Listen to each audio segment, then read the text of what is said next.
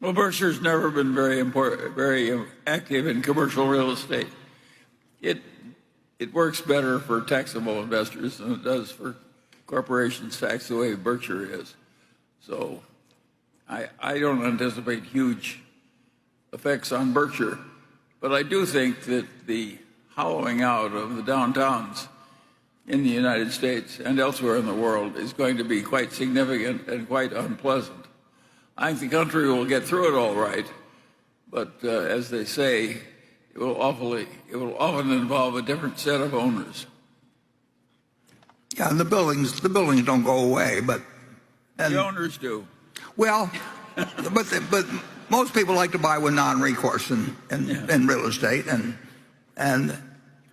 one time I asked Charlie, there was some real estate guy we were talking to, and how do they decide how much a building like this is worth? And the answer is it's whatever they can borrow without signing their name. And if you look at real estate generally, you'll understand what the phenomena that's happening if you remind yourself that that's the attitude of most people that have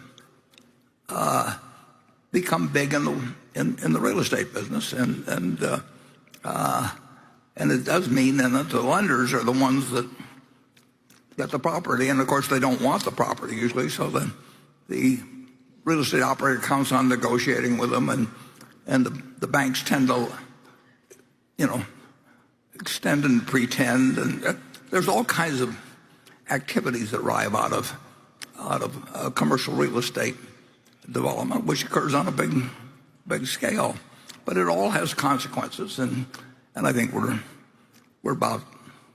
we are starting to see the consequences of people who could borrow at 2.5% and find out it doesn't work at current rates, and they hand it back to somebody